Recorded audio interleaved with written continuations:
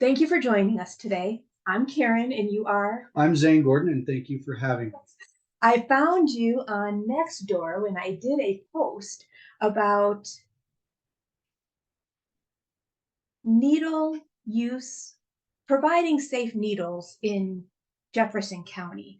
And you responded very Enthusiastically. intelligible, is that the word? Intelligently about that. So I wanted to get in touch and see if we could do this a little bit more thoroughly. So I appreciate you joining us here for a discussion. Um, my post, I'm going to start back at this. I noticed something strange at Lakewood City Council meeting.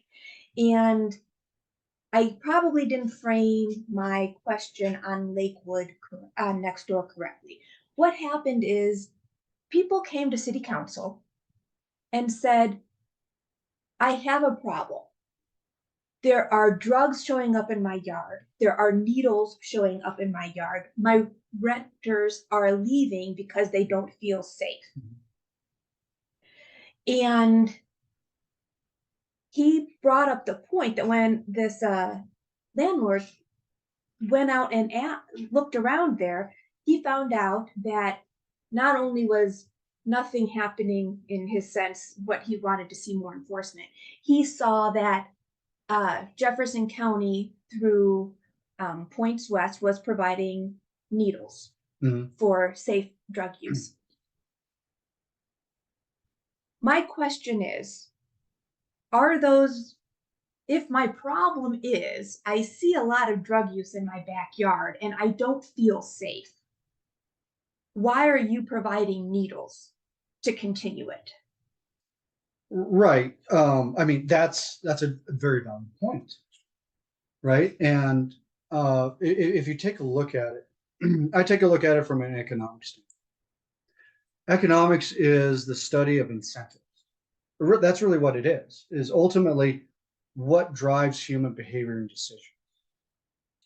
And so obviously, you don't pay your taxes, going to jail is a very unfavorable aspect, right? That's a negative consequence. Okay. There are something called nudges. So this was experimented with. This is behavioral economics. And with behavioral economics, the investigators worked with a corporation, I won't say who, but there's a study out there regarding providing small cash incentive to employees to do to get off cigarettes, to get into cigarette prevention programs, going on Nicorette or whatever. And what they did see is that even with a small cash incentive, it had a strong positive influence on getting employees off cigarettes and their addiction. So this concept of nudging, so it's kind of like you're just kind of nudging people to where you want to get them to. Because you're saying that there was a reason, they had a reason to perform in this certain way. This was an incentive, this was a cash incentive. Before they didn't have any reason to do it. Right. Other than, hey, maybe in 30 years you might die of lung cancer. Okay. Other than that, but that's too nebulous. When I show up with $200 at your desk and say, you did this, that provides a strong reinforcement. Now, can nudges, and this is small, right? That we're not talking about now not paying your taxes and going to jail. We're talking about small things. Well, providing somebody the ability to consume a negative substance, let's call it drugs, let's call it tobacco, let's call it whatever, is going to spur more use. It has to. That otherwise you take all of economics and you throw out the window. This is revolutionary in the concept of economics, in the history of economics. That hey, we can provide a nudge to people and they won't respond to it. There's no one in the economics field that would go, yeah, I think that sounds good. Well, but that's not the, so the argument is, of course, that is exactly right, that people will do that. That what is different in this case is that we're talking about mental health and addiction and they can't help themselves. So it will be happening no matter what. Absolutely. But will it happen more? Will it happen less? If you provide somebody with needles, do you think they're going to use drugs more? If they can't get a hold of a needle, or if they're, if they can't get a hold of a needle, they can't consume, right? In certain drugs. Now, that's not saying, you can't make something. And of course, the idea is to do harm reduction. The problem is you are nudging people to using it, right? You're making it easier. You're not disincentivizing. There was a lot of people on that would agree with you there. Right. This was enabling use. Right. And even nudges. Marketing is a type of nudge. We banned a certain character from tobacco, Joe Camel, because of this very concept. Joe Camel wasn't handing out cigarettes to kids to get them addicted to smoking cigarettes. All he was a cool character. He was cooler than Mickey Mouse, is what they always would say in the polls with the kids. He was just a cool guy. Joe Camel cool, right? So the incentive there was be cool like Joe. And that was enough to get a whole segment of marketing banned. Well, now we're physically doing something for these addicts, right? And drug addiction, that is really, it's a tragedy. I feel for people that are addicted. We need to help them, not enable them. Well, isn't this helping them? You're helping them stay safe. They will live longer because they have a safe needle, and nor can life-saving drugs. And I don't believe that necessarily the case. And there's many multiple reasons why. Okay, so first of all, if I'm an addict, right? Again, these people can't help themselves. They're looking for their next hit. They will forgo anything. Kids, family, food, right? They're homeless, many of them, because they're addicted, and they're spending all their resources, whatever they can find, to get their next hit. Okay. If I'm 2 blocks away from the safe, they call them supervised consumption sites, right? Or safe injection sites, or safe consumption sites, however you want to call it. If I'm 2 blocks away and I get my drugs, I'm looking for my next hit, and I don't feel like walking 2 blocks, where am I going to use that drug? Where I'm sitting, right? Now, you're assuming that, simultaneously, you're going to have the needles are going to incentivize more use, because you're going to make needles more readily available, right? The other thing is you're going to concentrate. So some people are going to use it, but are all the addicts going to use that facility? No. Probably not. No. A high likelihood that is not the case. So then around the facility, you're going to have people consuming the drugs and not doing it safely. This leads to a lot of other issues.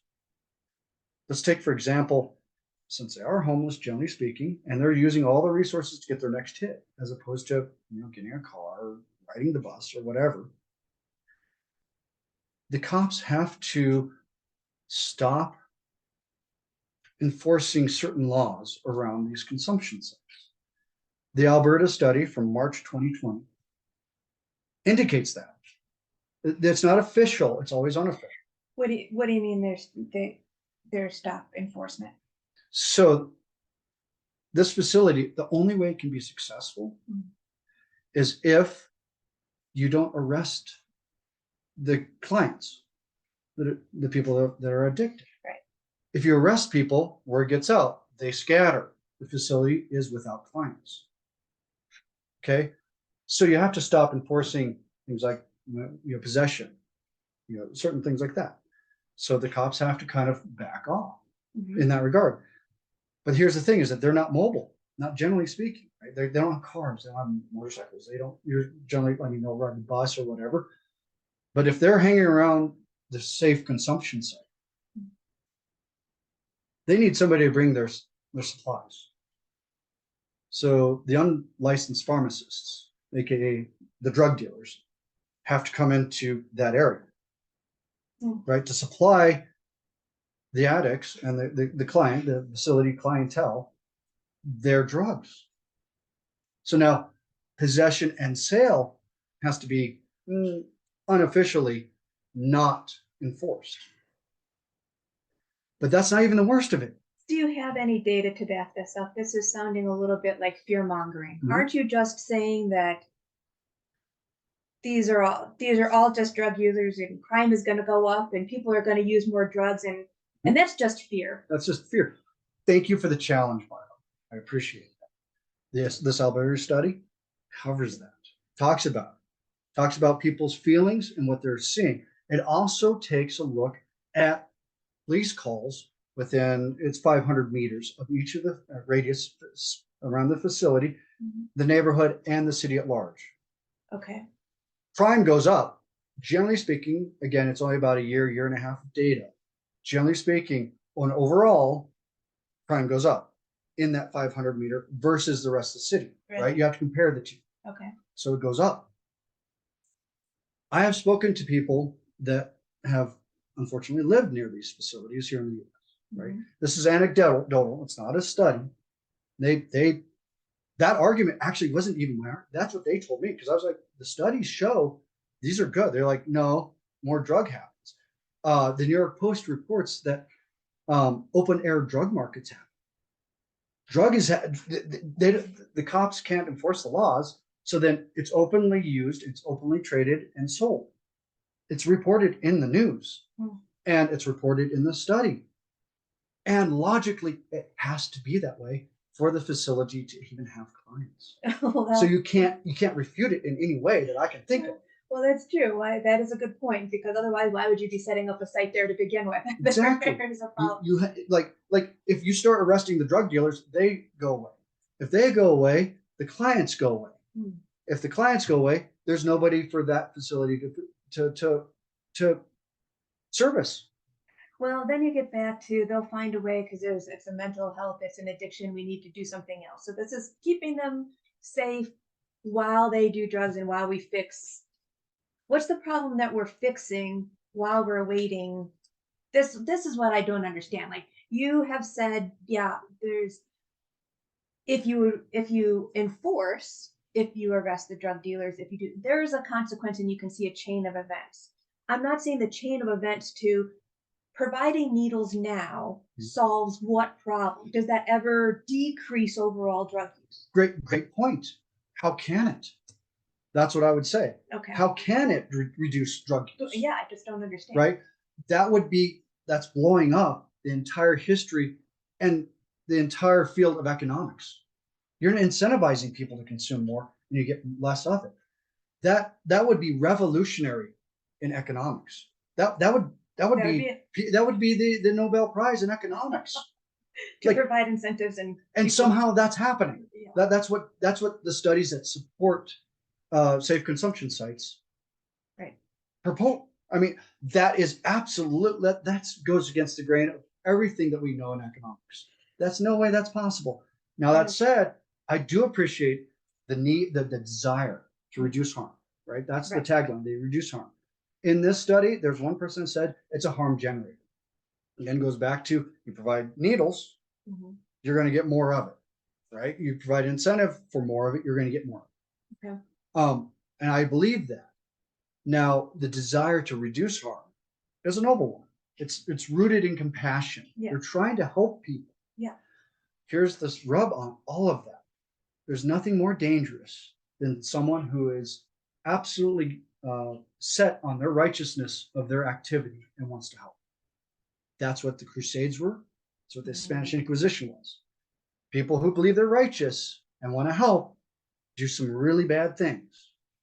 Not because they don't want to help, but because they're blinded to the harm that they're causing. That's what would be happening here. These situations, providing a needle to somebody isn't solving the problem. It's trying to cover up a symptom of the problem. Let's focus on solving the problem, not trying to make it look better. I would point that someone's going to come back and say, well, what do you recommend we do, right? Like, if these things don't work, then what should we do? Well, nothing would actually be better than doing this. But the Denver Rescue Mission, I volunteer there. I used to before I had kids. And they have they handle with homelessness, but a lot of that is with drugs, right? And they have a really good program. It's a tough program. but look to programs that are already successful in helping getting people off the streets and getting them off drugs.